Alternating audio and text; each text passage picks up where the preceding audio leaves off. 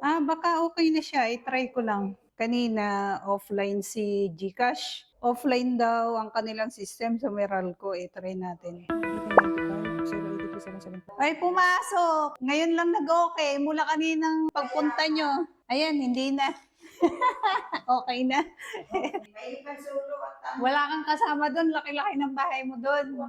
Mag-isa ka lang doon, te? Hanggang fourth floor yun eh. Ang laki na lilinisin mo, ano?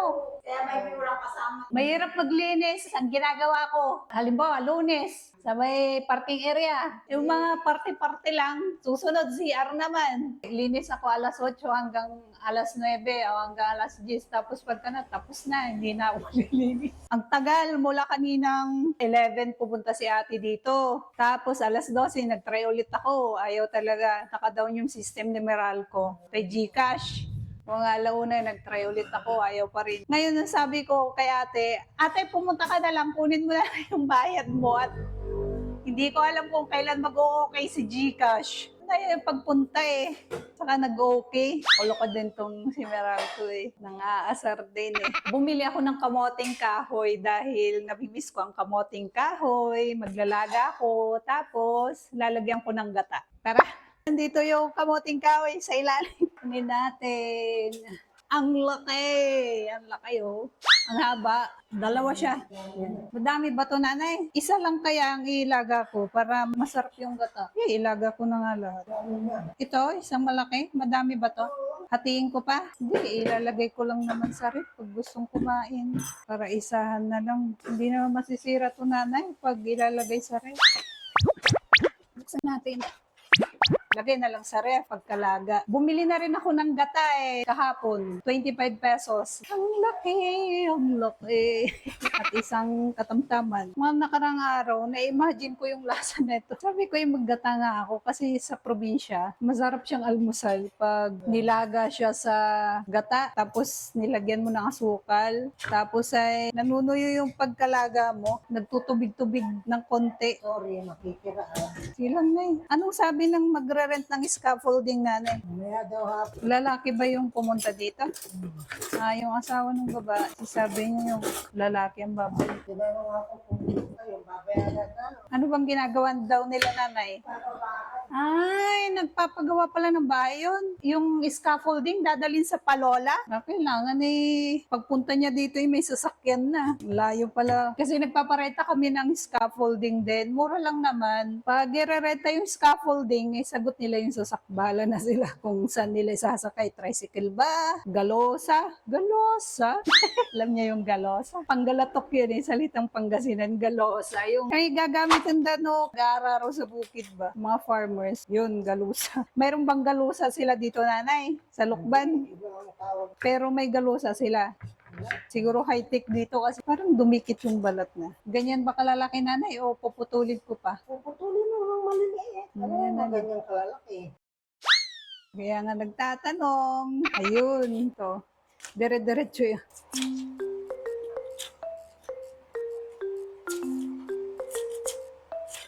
Ang sarap pakinggan tumutunog. Pero ang ginagawa ko nito sa Pangasinan dati, nagtitinda ako sa mga suganan.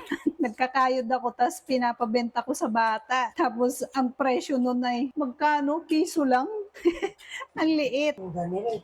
Kukuskusin ko, hahaluan ko ng gatas, asukal. Pinais. Malako kay pinais, sabi ko dun sa bata. Bibigyan kita ng upa mo. Magkano ba yung binibigay kong upa? 10 piso ba yun? Malit lang halaga ng pera nun Ngayon yung piso. Halos wala nang mabili ng piso ngayon. Dadali niya sa sugalan yung pinapabenta ko na kamuting kahoy. Pag uwi niya, simot. Masarap dahil may gatas, asukal. Hindi ko na pinipigaan. Diretso na yun, lalaga na ganun. Kasi yung iba pinipiga. Kasi may lason daw. Di naman, hindi ko siya pinipigaan. Di naman namatay yung mga pinakain ko. Kasi kung may lason yun, hindi na lason na sila. Kaya pinipigaan pasa, malata. Masarap na mamasa-masa Sabi naman ng iba may lason daw. Ang lason naman yung ito mismo balat. Kasi may explain dito sa science, nandito yung lason. Pag binalitan mo, wala naman lason na yan. Malapit-lapit sa lieg. Pag 25 pesos, puno. Kaya Ayan mo, nanay, iisahan na natin. Puro kasi ito, nanay, lalagyan ng tubig ko. Nag-iwan tayo ng konti para pag malapit ng matuyo, saka ko ilalagay. Yan, nag-iwan ako ng konti. Tapos pag malapit na siyang lumambot, lagay yung naiwang konti. Tapos lagyan natin ng asukal. Sugar. Yung asukal namin dito, nilalagyan ko ng tubig. Saka ko ilalagay yung asukal. Kasi, yung mga langgam ba, minsan bigla na lang nasulpot. Ilang kutsara ka ilalagay ko? Bahala na. 1, 2, 3, 5. Lagyan natin ng tubig. Parang napadami ata ako ng asukal, guys. Ano kaya? Siguro ay dagdagan ko pa ng tubig.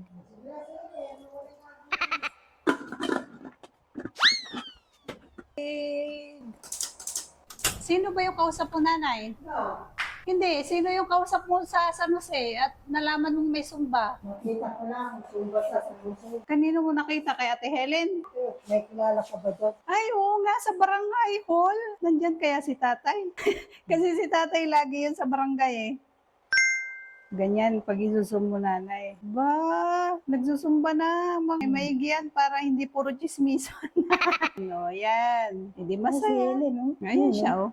Nakaupo. Mayroon yung prutas dito sa Lokban, yung passion fruit. Ewan ko kung nakatikim na kayo nun. Aba, masarap. Natikman ko siya ng pahiyas eh. Tapos, namalengke ako nung linggo. Sakto, makikita nyo yan nung nakarang vlog ko. Nakita ko siya, 40 pesos lang ang kilo. Eh, hindi pa siya ganun kayelo. Sabi ng nagtitinda, madali lang magyelo yan, ma'am. Lagay mo lang, lapag mo lang yan, magyelo na yan. Kahit hindi nga yelo yan, pwede mo nang biyakin eh, tapos timplahin eh. Abay, biniyak niya sa harapan ko nga, pwede na nga kainin. Eh, hinayaan ko, nagyelo na nga eh, tapos kumulubot na siya. Nag-research ako sa YouTube, kahit daw kulubot yun, yun yung mas matamis. Kakainin mo siya, mas matamis yung kumulubot na. Eh, kumulubot na siya. 3 piraso na lang yung natira, kasi yung isang piraso, tinimpla ko siya kahapon, tinry ko na hindi binlender. Tinanggal ko lang yung buto, tapos nilagyan ko ng sugar, tapos ice, tapos tubig. Eh, hindi siya masyadong maasim. Subukan nating i-blender kung ma-appreciate ko yung lasa. Kasi yung natikman ko nung pahiyas na yun, nung may nagbebenta sa gilid ng kalsada, masarap. Yung lasa ng Four Seasons na inumin, na Del Monte. Ganun ang lasa niya. Ayan o. Ayan, nilapag ko lang siya dyan. Kumulubot na. Yan, mas matamis yan. Ito, kulubot na. Ito, pinakamalaki. Makulubot pa lang siya. Hinog na. Ito, kulubot na. Ngayon, susubukan kong i-blender. I-blender natin. Gagayahin ko yung napanood ko sa YouTube. Bango niya guys. Oh. Ay! Bango. Yung hinog na native na bayabas, ganun yung amoy niya. Pero medyo, ganun na nga yung amoy niya. Yung parang bayabas na native na nahinog na dun sa puno. Bukan natin tong isa. Yan, tama nga yung napanood ko. Dapat daw sa ibabaw kasi pag sa gitna, matatapon yung buto dahil nagsasabaw. Yan siya. Iskupin natin. Ganun pala yun, guys. So, yun. Yan. Tanggalin natin yung laman. Ay, masabaw siya, guys. Wow! So, dami pala to. Pangatlo. Pero yung buto niya, parang buto ng papaya na maliliit. Yung papaya medyo malalaki, pero siya maliliit. Yan siya, oh. Parang buto ng papaya. Ay, masabaw nga. Ayan. Dami nga. Bango. Yun. Kasi be-blender ko siya. Tikman ko nga yung mismong buto, kung anong lasa. Sabi, matamis-tamis daw eh. Matamis na maasim siya. Kailangan talaga may tubig at asukal. E-blender na natin to. Ay, kumulo na yung ating kamoting kahoy. Pagdabi yata akong tubig, guys. Tama lang pala yung nilagay kong asukal. Akala ko, napadami na ako ng asukal at matamis-tamis na eh. Tama lang pala. Hindi masyadong matamis. Balikan natin si passion fruit. E-blender na natin to, guys.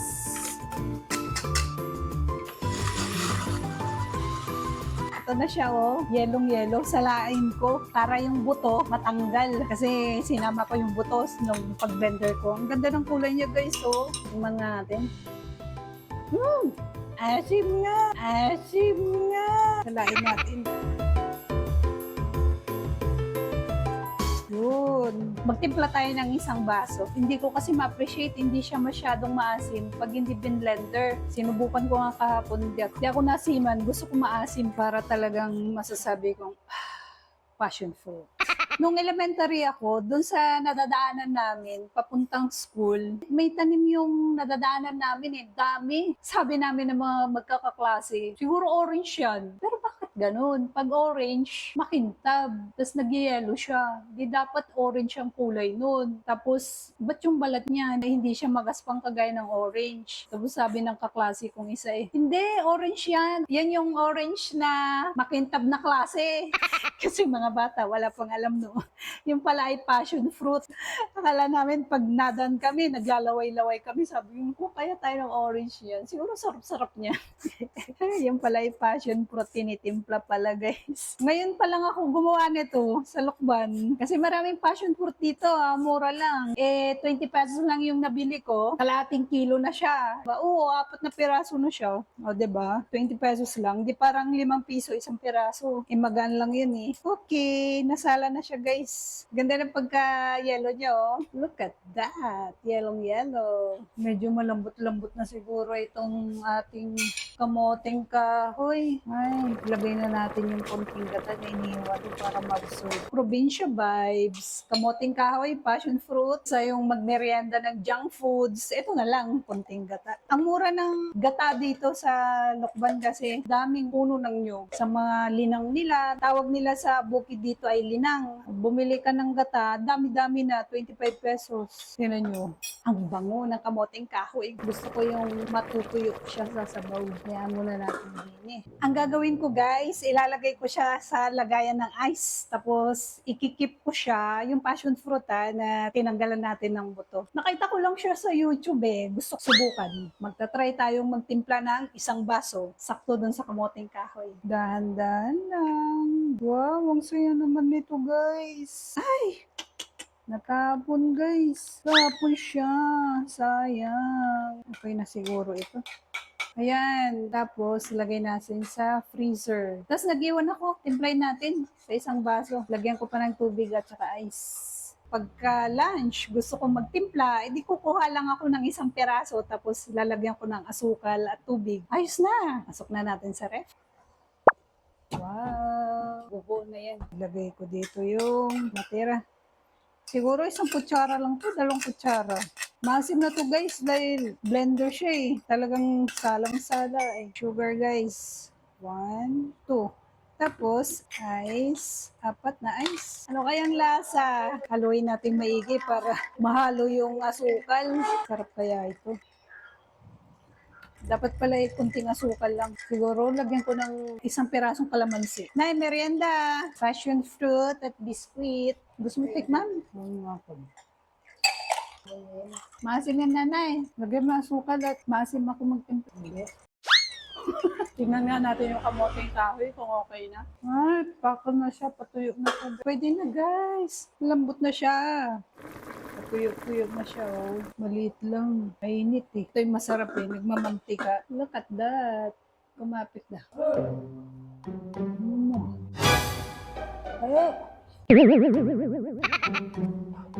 Ay! Eh? Ba yan? Mainit. Mainit.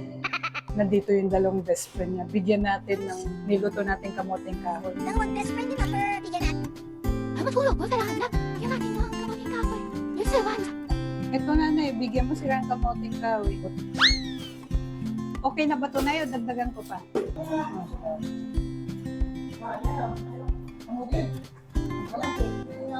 Bagong laga. Boy, galing yan.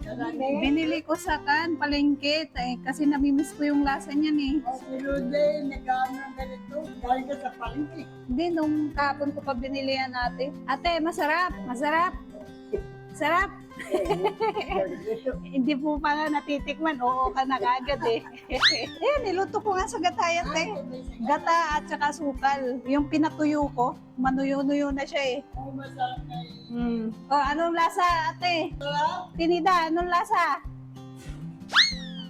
Mainit. Ay, tingin ka doon. Ano lasa? Sarap mo. Anong Anong lasa? Sarap. Mainit. Mainit pa yan ay. Ano, 1 kilo? 45. Magbabay ka. Bye-bye sa vlog. Bye! Like and subscribe. Sabi mo te, like and subscribe. Ay, ikaw ay hindi nakakakain ng ganito. Ano? Gusto nila guys. Akala ni ate walang gata. Sabi ko may gata yan te. Masarap daw at maligat yung ating kamoting kahoy. Busin ko na tong ating passion fruit. Sarap na. May nakita ko kasi na nag-aalok ng passion fruit. Yung sinasalihan kong Zumba sa itaas ng palengke. Kaso ay, hindi ako nakakapunta. Ay, nabusog ako. Nabusog ako sa kamoteng kahoy. Natanggal yung ating, ano ba tawag dun? Nginaw. Nginaw sa Pangasinan. Yung desire sa pagkain. Cravings in English. Tama ba English ko? Cravings. Okay. Don't forget to like, comment, and share. Pa-subscribe na rin po. Thank you for watching guys. Bye! Mag-edit na ako ng aking vlog. Hindi ko pa nagagawa ng cover. Gawa tayo ng cover. Mga oras na. Hindi, ituloy ko lang yung aking mag-edit.